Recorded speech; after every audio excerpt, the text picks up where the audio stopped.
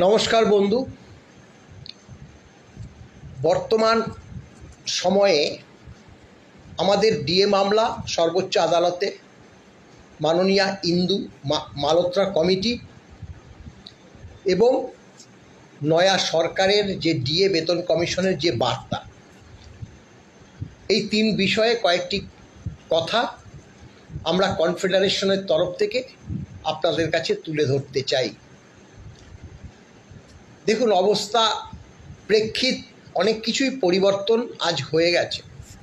আপনারা জানেন যে গত 5ই ফেব্রুয়ারি 2026 ডিএ মামলার অসাধারণ রায় প্রকাশ পেয়েছে সর্বোচ্চ আদালত থেকে। DA is a legally enforceable right এবং ডিএ দিতে হবে all India consumer price index অনুসারে।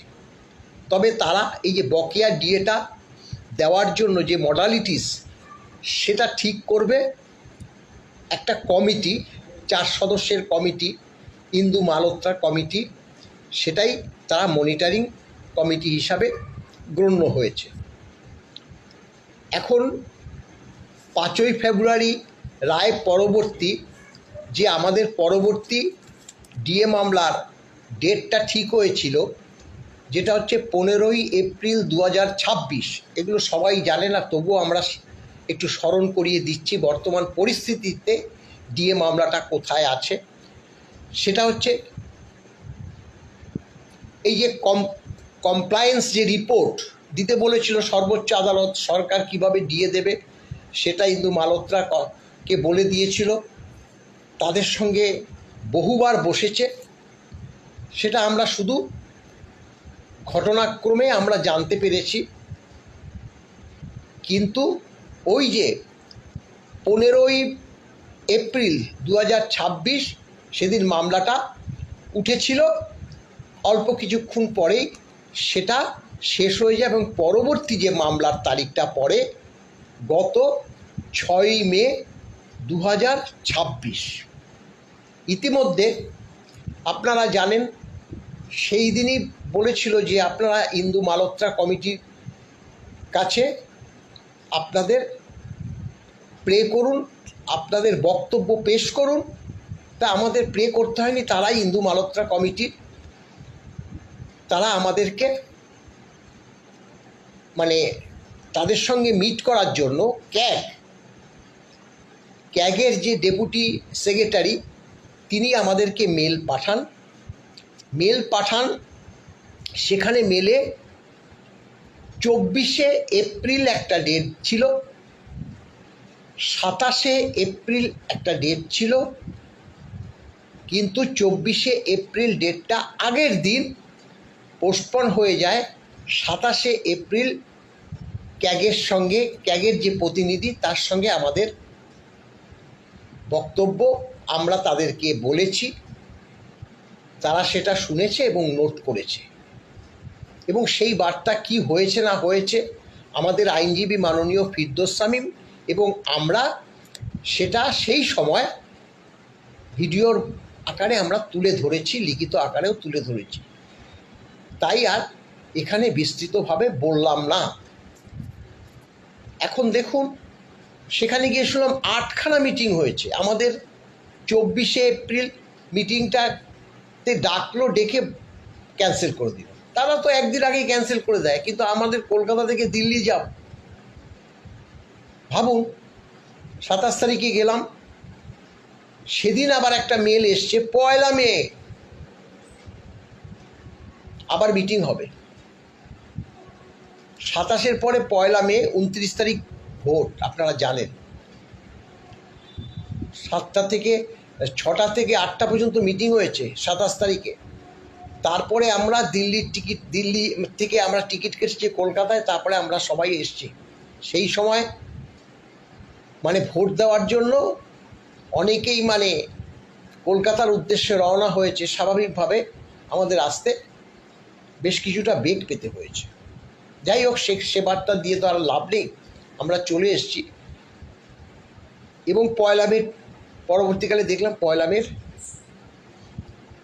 যে বৈঠকটা সেখানে ক্যান্সেল হয়ে গেছে। সেই পরিপ্রেক্ষিতে তারা বলেছে যে আপনাদের ডিএ এই যে আপনাদের যে লিখিত বক্তব্য এফিডেভিট সহকারে আমাদেরকে 6 তারিখ 6 মে তার মধ্যে জানান, আমরা জানিয়ে দিয়েছি। আমরা কোনো কার্পণ্য করি না, যখন যখন যেখানে আমাদের বলেছে উপস্থিত থেকেছি।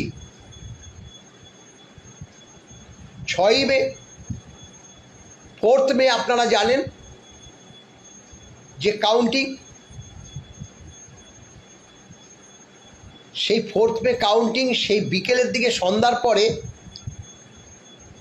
আমাদের কাছে একটা ইনফরমেশন আসলো, আমাদের অ্যাডভোকেট অন রেকর্ডের কাছে এসছে, তিনি আমাদের মাননীয় ফিরদৌস শামীমের কাছে পাঠিয়েছে, সেটা আমাদের কাছে উপস্থিত হয়েছে রাতের দিকে।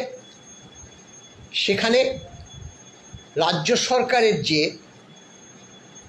অর্থাৎ সেই সময়ও কিন্তু বিগত সরকার অর্থাৎ তৃণমূল সরকার, সেদিনও ছিল 4 তারিখ, তার যে নিয়োগ করা, সেই সরকারের যে নিয়োগ করা advocate on record Kunal Mimani, তিনি রেজিস্ট্রার অফ কোর্টের কাছে সেই দিনই একটা প্রে করেছে। ডিএ মামলাটা যার জন্য 4 তারিখের পরে 5-6 তারিখ ছিল, ডিএ মামলাটা যাতে 3 সপ্তাহ পিছিয়ে দেওয়া হয়। এখন এর আগে যেটা ছিল মেনশন করা যেত আদালতের অভ্যন্তরে ঢুকেই জাজেদের কাছে, সেটা বন্ধ হয়ে গেছে। এখন রেজিস্ট্রার অফ কোর্টের কাছে করতে হবে, রেজিস্ট্রার অফ কোর্ট সেটা পাঠিয়ে দেবে। সেই সময় আদালত যা বিচার করে, যদি ডেট এক্সটেন্ড করে করবে, না হলে করবে না। স্বাভাবিকভাবেই সরকারের অ্যাডভোকেট অন রেকর্ড 3 সপ্তাহ পিছিয়ে দিতে বলেছে বটে, কিন্তু 6 তারিখে তো মামলাটা ছিল, তাই আমরা 6 তারিখের মামলার জন্য 5 তারিখে আমরা দিল্লি রওনা হই। কিন্তু সেদিনই বিকেলের দিকে সন্ধ্যার দিকে, কারণ এটা সবসময় হয়, কোর্টের পরে সাধারণত কোনো অর্ডার ওয়েবসাইটে দিয়ে দেয়, 4টের আগে সাধারণত হয় না। তা আমরা তো সেদিন যাওয়ার প্রস্তুতি নিয়ে আমরা অলরেডি বিমানে চলে গেছি। যাই হোক, সেই 6 তারিখে মামলাটা হবে না, অর্থাৎ মাননীয় সঞ্জয় কারোল এবং প্রশান্ত মিশ্রের বেঞ্চ বসবে না। ইতিমধ্যে আপনারা সকলেই জানেন যে নয়া সরকার, বিজেপি সরকার ক্ষমতায় এসেছে। আজ যখন আমি ভিডিও করছি, আজকে আপনার মাননীয় মুখ্যমন্ত্রী শুভেন্দু অধিকারীর যে প্রেস রিলিজ, সেটা আমরা মনে করছি আপামর সরকারি কর্মচারী সমাজ তারা খুব মন দিয়ে শুনেছে। কারণ তার এই বার্তার মধ্যে আমাদের স্বার্থ জড়িত আছে। কারণ আজই ডিএ এবং বেতন কমিশন নিয়ে কোনো বার্তা তার থেকে বা তার মুখ থেকে শোনা যায় কি না, এটা আমরা সবাই তাকিয়েছিলাম। কিন্তু আজকে যে সকল সিদ্ধান্ত, 6টা সিদ্ধান্ত নিয়ে একদম পরিষ্কার ভাষায় বলে দিয়েছে আগামী সোমবার ডিএ এবং বেতন কমিশনের বিষয়ে তারা সিদ্ধান্ত জানাবে। এখন আজ থেকে সামনের সোমবার, মাঝখানে একটা সপ্তাহ আছে। যদি বর্তমান সরকার, মাননীয় শুভেন্দু অধিকারী মহাশয়ের সরকার, তারা যদি মনে করে আমাদেরকে ডাকবে বা অন্যান্য সংগঠনকে ডাকবে, তাহলে আমরা এই যে ডিএ বিষয়ক বা বেতন কমিশন বিষয়ক কিছু বার্তা এর মধ্যে তুলে ধরতে পারব। এবং আমাদের যে কি বার্তা, আমরা কিভাবে মামলাটা করেছি, কি বলেছে, সেই বার্তাটাও পেশ করার আমাদের ইচ্ছে আছে। কারণ আমরা গতকাল পর্যন্ত আমরা অ্যাডিশনাল চিফ সেক্রেটারির কাছে একটা মেল পাঠিয়েছি, যাতে এই যে ডিএ এবং বেতন কমিশন নিয়ে মানে ওই বর্তমান সরকার আমাদের সিদ্ধান্ত জানিয়ে দেয়, এবং যে সকল কর্মচারী সমাজ এখনও পায়নি তারাও যাতে এর আওতায় আসে সেই বার্তা আমরা পরিবেশন করি।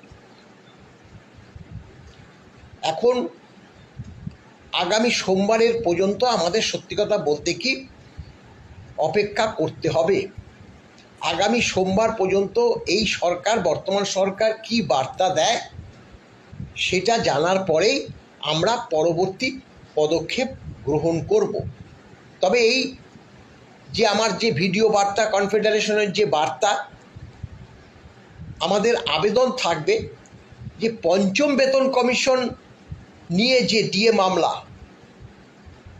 আর বর্তমান চলছে ষষ্ঠ বেতন কমিশন, আমরা এই পঞ্চম বেতন কমিশনের ডিএ মামলা রোপা 2009 অনুসারে যে হয়েছিল সেই পরিপ্রেক্ষিতেই এই মামলার জয় আমরা পেয়েছি, এবং কিভাবে ডিএ দিতে হবে সেটা পরিষ্কার মানে আদালতের যে নির্দেশে বলে দিয়েছে। All India consumer price index অনুসারে ডিএ দিতে হবে, এবং DA is a legally enforceable right. এখন এর মধ্যে সরকারি কর্মচারী এবং গ্র্যান্টিং এইড কর্মচারী, সব ধরনের কর্মচারী কিন্তু এখানে আছে, কারণ রোপা মেনে কিন্তু সকলেই তারা বেতন, পেনশন, ভাতা পেয়ে থাকেন। তাই এক শ্রেণীর কর্মচারী পাবেন, এক শ্রেণীর কর্মচারী পাবেন না। আশা করি নয়া সরকার সেই দিকটা অবশ্যই ধ্যান দেবে। আর এই যে 7 দিন আমরা নিশ্চয়ই অপেক্ষা করব। আগামী সোমবারটা কর্মচারী সমাজের কাছে, গ্র্যান্টিড এইড কর্মচারী সমাজের কাছে একটা আশার আলো দেখাবে বলেই আমরা মনে করছি। এইটুকুই বার্তা আমরা দিয়ে রাখলাম। আর আদালত থেকে, সর্বোচ্চ আদালত থেকে পরবর্তী ডিএর যে বার্তা, সেই বার্তা আসলে পরে বা মাননীয়া ইন্দু মালহোত্রা কমিটির কাছ থেকে যদি আবারও মিটিংয়ের কোনো সিদ্ধান্ত তারা জানায়, অবশ্যই আমরা যাব। মডালিটিস তো ঠিক করবে, পরিষ্কার বলে দিয়েছে ইন্দু মালহোত্রা কমিটি। আর সর্বোচ্চ আদালতের রায়টা, সেটা তো যে সরকারই আসুক না কেন সেই সরকারকেই মানতে হবে। সরকার তো কন্টিনিউয়াস প্রসেস, যে সরকার চলে গেছে পরবর্তী একটা সরকার এসছে, তাই সর্বোচ্চ আদালতের নির্দেশ বর্তমান সরকারকে তো মানতে হবে, সেটা মানবেও। তাদের যে বার্তা মাননীয় প্রধানমন্ত্রী থেকে মাননীয় স্বরাষ্ট্রমন্ত্রী এবং বর্তমান মুখ্যমন্ত্রী, আমরা যে ডিএ এবং বেতন কমিশন তাদের যে ম্যানিফেস্টো, তাতে যা বলা ছিল সেটা আমরা পাবো আশা করছি। তার জন্য আগামী সোমবার পর্যন্ত আমরা অপেক্ষা করতে রাজি আছি। ভালো থাকবেন, ধন্যবাদ।